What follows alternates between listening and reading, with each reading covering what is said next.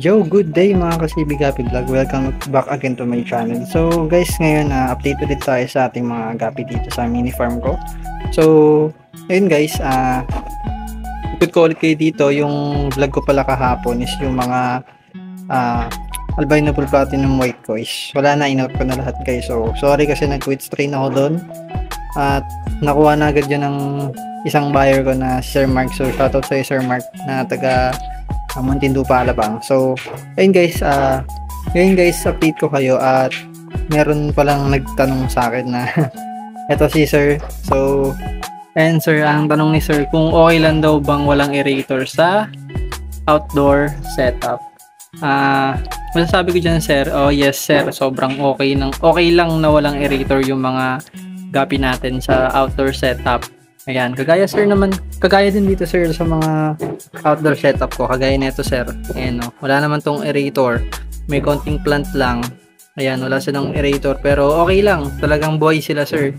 Pati dun sa mga tabgood dun sa may, dyan Sir, sa may dulo, mga walang aerator yan, lahat yan, walang aerator, walang pump, walang hangin na sa kanila, pero buhay sila. So, masasabi ko Sir, yes, okay lang sila kahit walang aerator. Ito kasi dito Sir yung iba may aerator kasi sayang naman di ko magamit tong dalawa na to. So ayan lang yung kaya pa bulain. Ayan, yan na yung kaya nilang ma-supply ng hangin netong dalawang dual pump aerator ko. Ayan.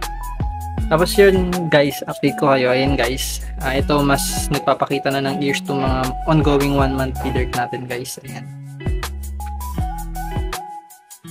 So, magse-select na lang din ako dyan ulit ng pambangga natin at nandito pa rin yung mga feeder na available. Ayan. Pero siguro pagandahin ko pa guys bago nyo kunin. Kung may gustong kumuha, PM lang kayo sa akin guys. Ayan. Ayan, available yung tatlo niyan, yung dalawa sa dulo, tapos yun nandito dito guys. Ito feeder natin. Sana siguro after a week, pregi na to, may laman na tiyan na ito after a week. Ito for sure meron ng laman tiyan na ito kasi matagal na rin to magkasama. Ayan. At ito guys, ayan, mas lumalaki na chip pass, IC-ABT natin. So ayan, sobrang konting-konti lang talaga ako magbigay ng feeds dyan.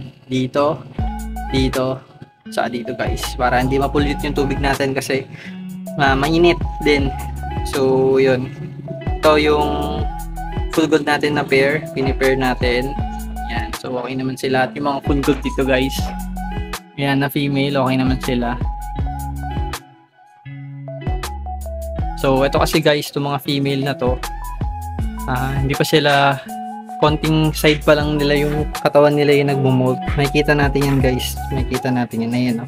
Kung saan yung may mas dilaw na side, parang gold na gold, yung palang yung part ng body nila na nagmo-molt. Pero kasi sobrang bata pa nila para mag full molt. So, yung mga full molt naman kasi nasa 3 months yun pataas. Yung mga fully groomed gapi, 3 months up. So, ayan guys. Sila magto 2 months pa lang to guys. So, masyado pang bata.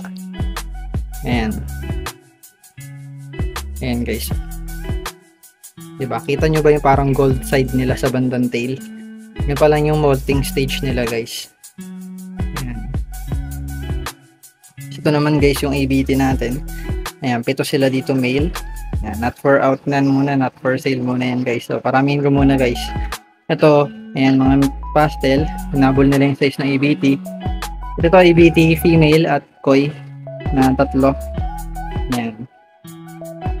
Tapos dito naman tayo sa other male natin guys na mga full gold male. Ito, may 4 dito na ito nagpo-fully molting na. Ito hindi pa. So, binukod-bukod ko sila guys na lagayan kasi nga yun na nga.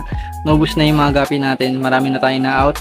Pati mga pastel ko guys sa video na nakaraan na sobrang dami na. Pati mga koi wala na, ubos na lahat guys. So ayan, breeding ulit tayo. Hanggat mainit, breeding. Ayan guys, ito reserve ko to, itong female na to. Tapos dito guys, ayan yung mga, ayan, actually palaki na lang palaki itong mga feeder female natin dito. Siguro mga nasa 12 pieces to guys. Ayan. Dito, ayan, sa init sila, so nagpapahinga sila dun sa may ilalim ng ano natin. So dito, mga floating lumot na yan. At ito guys, ayan, ko lang to. So, kung may gusto kumuha na ito guys, mga newbie, for newbie, pwede yan. Kasi wala na to, hindi ko na gusto talaga itong batch na to. Yun pa yan sa una ko pang breeder. Nag-reset na kasi ako ng breeder. Nag-select na ako ng panibago. So, ayan. For newbie to guys, pwede. Take all lahat yan. So, punta tayo sa ibang tab natin guys. Ito guys, ayan. Ito pa yung another mga male. So, dito mga 12 sila dito or 10. So, ayan na. Na-separate ko na sila. Hindi na sila masyadong crowded. Mas okay yung ganito. Para mas mabilis sila mag-growth. At ito guys, mga reserve din. So wala na naman dito yung albino full platinum white. Ito baka ilipat ko na to guys pag lumaki-laki pa dito. Para mas mabilis sila lumaki sa grow out size nila.